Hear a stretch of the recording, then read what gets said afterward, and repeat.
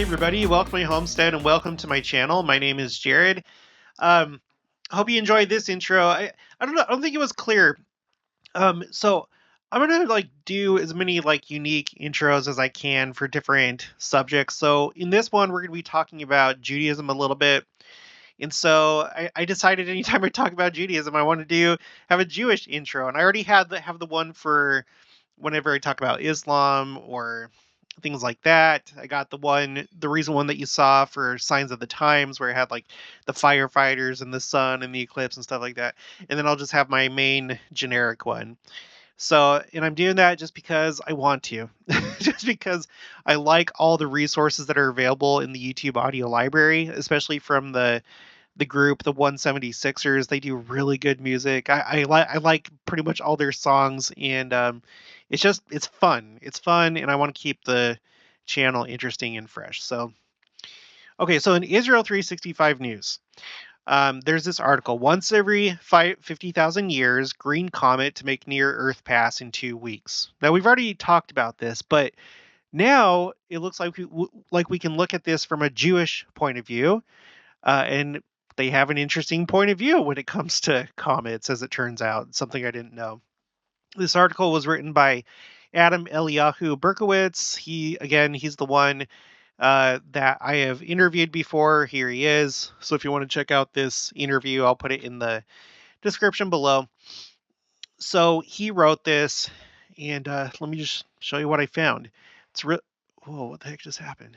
Okay, I guess I can't zoom in for some reason. Okay. In 2 weeks, a green comet will make its first appearance in nearly 50,000 years. Okay, stop. If you're new to the channel or you didn't see my other comet videos, why would this matter? Well, one, just because in general, it's a sign in the heavens, right? I consider it a sign. The reason why is because although there's many comets, there's only a few that are visible to the naked eye. And so if the Lord is giving us a sign, he's going to give us something that we can see, right? It's intended for the observer. Well, on top of that, on top of just being a sign of the time, or a sign in the heavens in general, um, we've talked about the sign of the Son of Man, right? That's when Christ is coming in the clouds. And let me just read a couple things that Joseph Smith said about that. Okay. Then will appear one grand sign of the Son of Man in heaven. But what will the world do? They will say it is a planet, a comet, etc. But the Son of Man will come as the sign of the coming of the Son of Man, which will be as the light of the morning coming out of the east. All right. So this is from Teachings of the Prophet Joseph Smith, page 287. Here it is right here. Okay. And then if you go to the book Words of Joseph Smith, which is a similar book, there's a little bit more detail. It says, as the light. Okay, wait. Let's start here. Okay, so he says, then shall they see the sign of the coming of the Son of Man in the clouds of heaven. How are we to see it? Answer. As the lighting up of the morning, or the dawning of the morning, cometh from the east and shineth unto the west, so also is the coming of the Son of Man. The dawning of the morning makes its appearance in the east and moves along gradually. So also will the coming of the Son of Man be. It will be small at its first appearance, and gradually becomes larger until every eye shall see it. Shall the saints understand it? Oh yes, Paul says so. Shall the wicked understand? Oh no, they attribute it to a natural cause. They will probably suppose it to be two great comets coming in contact with each other. It will be small at first. It will grow larger and larger until it will be in a blaze, so that every eye shall see it. Joseph Smith, the prophet. Okay, so if we have a comet incoming, it's small, right? And worldly sources, scientists, astronomers, those with the telescopes, they can see it and be like, oh yeah, it's a comet. It looks like a comet, has the tail, and has the characteristics and whatever. And like I've said before, I don't think that we fully know how space works. whether it's planets, moons, asteroids, comets, or other objects like that. Okay, we can detect things with our sensors. We can look at things with telescopes and study them, but that doesn't mean that those things, like everything that there is to know about those things, is visible to the naked eye or to the natural man, right? Brigham Young has made some interesting comments about the moon and the sun. And in my mind, it seems like he's suggesting that possibly those places are places that translated beings can be, or people that are resurrected, in the case of like the sun. And how would we know? Because there's a whole unseen world. You know, for example, the three Nephites, they can basically appear to who they want to. So that means that it's like they're invisible or they can't be seen. They pray unto the Father to reveal themselves to people, but it seems like the default is that they're not seen. So who knows what's going on the moon, the sun, comets, asteroids, other planets that we don't see. So a comet incoming, and if it's one that we're going to be able to see with our naked eyes, um, at the very least, it's probably a sign, but it could actually be the sign of the Son of Man. And like it says here, what's expected is that the sign of the Son of Man is going to start out small, and then it's going to get bigger. And even though science believes that this is a comet and that it has an orbit, the fact is we didn't know about it until last year. And based on their calculations, it orbits once every 500,000 years. Unless, or sorry, 50,000 years. Unless it doesn't have an orbit at all. Maybe it's just approaching the Earth. And at the point that they think it's going to, the trajectory they think it's going to take, maybe it's not going to take that trajectory. Maybe it's just going to approach the Earth and get bigger and bigger and bigger. And so that's something to think about, right? The last time that we had a comet like this that we could see with the naked eye was Comet Neowise in 2020. And now it's this one. So they're not all too common. Okay. So that is expected in another 50,000 years, if at all. According to Jewish tradition, the appearance of new stars in the sky can have different meanings. And we're going to look at those meanings in just a minute. C2002 E3 ZTF, that's the name of the comet, made its closest pass to the sun last week. It is currently located around 100 million miles away from Earth, but will be visible from the Earth on February 1st to 2nd, when it is a mere 26 million miles away. Well, that's the prediction, isn't it? Wouldn't it be something if it closes in on Earth and comes much closer than just 26 million miles? Okay, but then he continues, but don't blink because it'll be traveling at 128,000 miles per hour relative to our planet. Though it is not as bright as some more famous comets, it will be visible near Polaris, the North Star, and is distinctively tinged green. Okay, now this is interesting. When I saw that, like, it's currently near, like, if of course we're talking about like looking up in the sky, it appears to be near the star Polaris, the North Star. That caught my attention because let me show you this. This is from Newsweek. This article is from just 2 days ago, January 16th. Okay, here's a artist depiction. Here's another one. It says at the bottom, the comet was previously visible in the constellation Corona Borealis. And after, I think this is pronounced Boötes. It says it right here. I'll find out in a second. And then after it will move into the constellation Draco by January 22nd. Now, you could look at this in terms of symbolism. Okay. Corona Borealis, do you know what that means? We covered this already in, I think, the first video I did about this. Its name, inspired by its shape, means northern crown. Okay, who wears crowns? Kings do.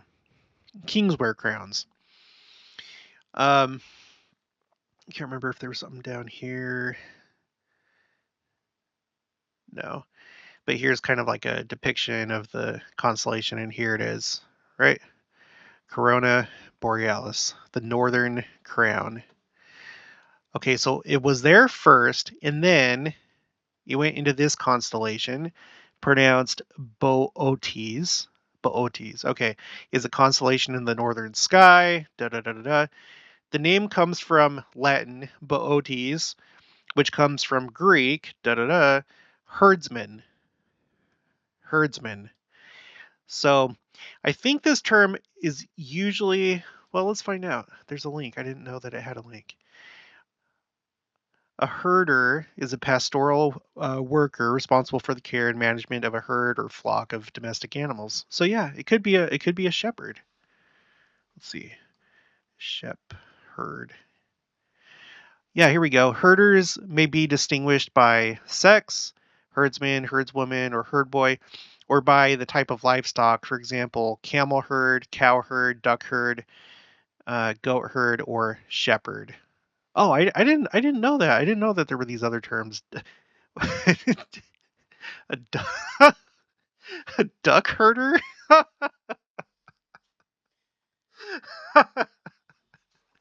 Okay. Are any of you guys into duck herding?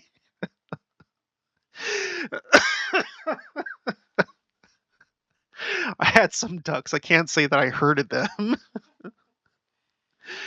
Okay. So this comet went from the northern crown to the herder, and then it's going to be in Draco. There was this MythBusters. I don't know if you saw this episode where um there was like they were trying to bust the myth of if it's like impossible to herd cats. And they had a sheepdog come and try to herd the cats, but all the cats did was like stand up and like hiss at the dog and just kind of like watch it, and the dog was really confused. And then they took they're like, okay, that clearly didn't work, and so they tried to use like umbrellas, like they would like hurry and open the umbrellas at the the cats. But that didn't work either. So it was, yeah, so you can't herd cats, but okay, so northern crown, herdsman, and now Draco. Its name is Latin for dragon. Okay, so I don't know about you, but that makes me think of the scriptures. Christ is coming as king. He is the shepherd, and he's coming to kill the dragon, right? The powers of this world, um, the worldly system, the worldly nations. Satan's going to be bound, and for the millennium, he's going away, right? And the wicked are going away, and in the dragon in the scriptures is compared to Satan. So I don't know how likely that is that we have a comet that's going in that order uh, through these different constellations, but it seems like the last one it's going to end up on, based on that article, is the dragon. So it's like the end of the dragon. I think that's one way that you can see that. You could look at it. Okay, going back to Adam's article. Later, he says the comet was discovered on March 2nd, 2022, by the Zwicky Transient Facility, or ZTF, in the Palomar Observatory in California. At that point, it was located some 400 million miles from Earth. The comet exhibited a green comma, which is like the tail, likely due to the presence of diatomic carbon and yellowish dust tail and a faint ion tail. According to the Bible, in appearance of the new light, in appearance of the new light, okay, in appearance of the new light in the night sky could have much bigger implications for the earthbound. Such an appearance was described in the biblical prophecy of Balaam, which hails the appearance of a new star as the precursor to Messiah. Now, we know that when he came the first time, there was a new star, right? But what's interesting to me is that the Jews would potentially look at something like this as a precursor to Messiah. There's been other comets, but I don't know, maybe some of them look every time there's a new comet like, oh, maybe this is it. And we've talked about on the channel before how it seems like even though they're expecting the Messiah for the first time, the Lord is like preparing their minds for the Messianic age, or in other words, the millennium, when they realize that He is the Messiah and accept Him, right? Jesus Christ. So this is just another thing. It feels like they're looking for a lot of the same signs. There's a lot of excitement in Israel right now, and probably in the Jewish world as a whole, that it's getting close. I was just talking to Rabbi Gerfine yesterday. We had our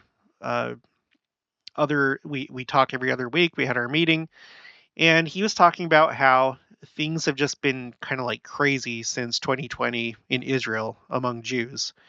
It's like things feel like they're in hyperdrive, essentially, as far as people expecting Messiah.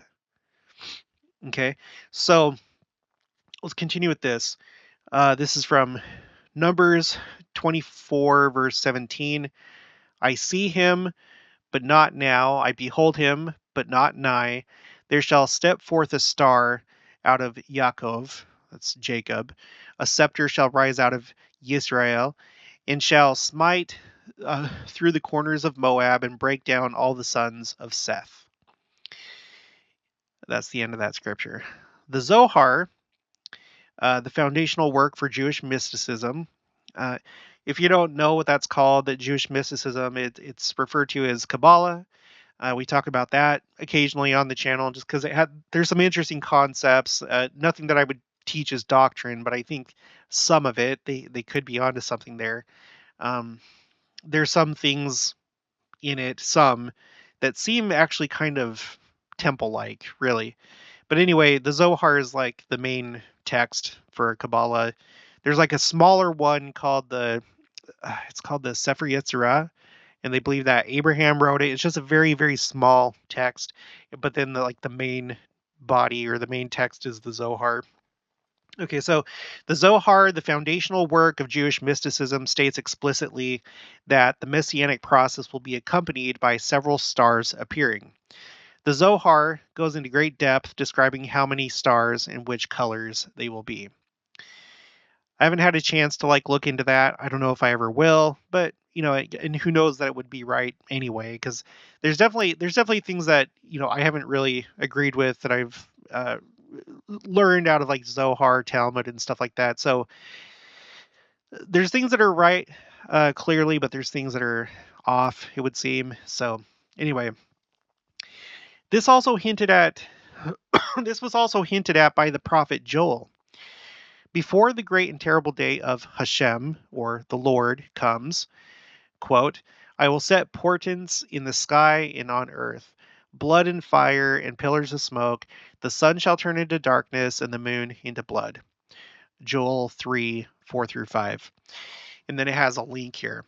So I guess the way that they break it up, there, Joel chapter 3, right here, it goes verses 1 through 5, is our King James Version, Joel chapter 2, verses 28 to 32. Now, the interesting thing about this has come up a number of times on the channel. President Hinckley declared that this has been fulfilled. Let me show you. So first, in Joseph Smith History 1, verse 41, Moroni is talking to Joseph Smith, and it says here, he also quoted the second chapter of Joel from the 28th verse to the last. He also said that this was not yet fulfilled, but was soon to be. So at the time of Joseph Smith, when Angel Moroni met with him. Um, this was brought up that it has not happened yet. And what's interesting about that, okay, in Joseph Smith history, all you have is just this one chapter essentially, and it goes down to verse 75. Okay, so out of this very short text, this is one of the scriptures that is mentioned in here. Now, President Hinckley, October 2001, he gives this talk called "Living in the Fullness of Times." He's president of the church at this time, and the interesting thing about it, look at this. The interesting thing about it is that it comes just 1 month after 9/11. I am assuming, I'm not going to declare because I don't know, but I'm assuming that 9/11 was the fulfillment of this prophecy. You don't have to accept that. It's fine. It's fine. It's just very curious timing that that's when he decides to declare that this is fulfilled. So what that would mean, if that's right, is that Joseph Smith history, you could read the verse this way. Moroni also quoted the scripture about 9/11 and said this has not happened yet. And further, he stated that the fullness of the Gentiles was soon to come in. He quoted many other passages of scripture and offered many explanations which cannot be mentioned here. So it'd be interesting to think if essentially Moroni pointed out specifically 9/11 to Joseph Smith. I don't know if he would have like expanded on it. It says here he offered many explanations which cannot be mentioned here. So I don't know if Moroni explained what that meant and if that is what it means. But whatever the case, President Nelson says the vision of Joel has been fulfilled, wherein he declared, and then he reads verses 28 to 32.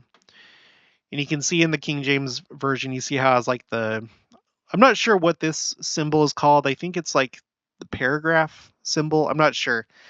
But you can see that this is like basically a section. And so it's probably like that because in the Jewish Tanakh, which is the Old Testament, that's how they break it up. So this is like its own chapter. So, excuse me. So it's very, I don't know, it's just very, very interesting to me. This article, this came out today. Yeah, this came out today. Okay. So today's the 18th. According to their calculations, this thing will be visible, and I guess the closest to Earth, really, about 2 weeks from now. Well, yeah, 2 weeks from now will be the 1st of February.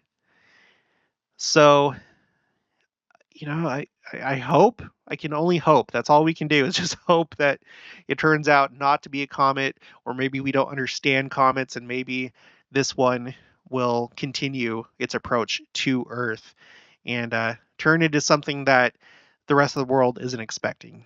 Can only hope. If it doesn't turn out to be like that, then we just move on.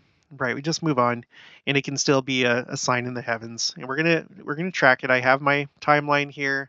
I put down all the different things that seem significant to the history of the church and signs of the times, and I I should put it on here now. I haven't put it up yet, but it'll be the next entry on here. All these other purple ones, these are other signs in the heavens that have taken place. We had the first ever election day blood moon. You know, that's not a good. I don't care who you are. That's not a good sign when you have a first ever election day blood moon. Um, and then after that happens, you have all these world leaders that pass away. Pope Benedict, the soccer king, the last the last Hawaiian princess, Queen Elizabeth a couple months before, and Mikhail Gorbachev, the longest living leader of the Soviet Union. Uh, it just seems like right now, if you are somebody in this world that is thriving, you're in power, and not by righteous means, and you're not a righteous person, but if you're in these like positions, it's probably not a good time for you for you to be alive. It seems like your time is coming to a close quickly. That's my assessment. That is my assessment. And it's interesting because again, let's not forget what happened on Christmas Day. On Christmas Day, there were 3 giant asteroids that passed Earth. 3. That's an interesting number. It's almost like they were if this comet ends up to be not a comet, if it ends up to be the sign of the Son of Man, then maybe this was like what I don't know what you call it, the forerunners, or like the ones that come in advance. And then also on Christmas, you have the planetary parade, or the alignment of the 8 planets, which I've been kind of calling the heavenly menorah, because for Hanukkah, which ended on that day, it ended on Christmas. This year, the 8th candle was lit at the same time that this alignment was happening, at dusk on Christmas. So there's interesting things. There's very interesting things happening in the heavens. Okay, yeah, so that's going to be it for this one. Hope you enjoyed it. If you haven't already, please make sure to subscribe, like this video if you liked it, leave your thoughts and opinions down in the comments below. Also, make sure to share it, and I'll talk to you guys later.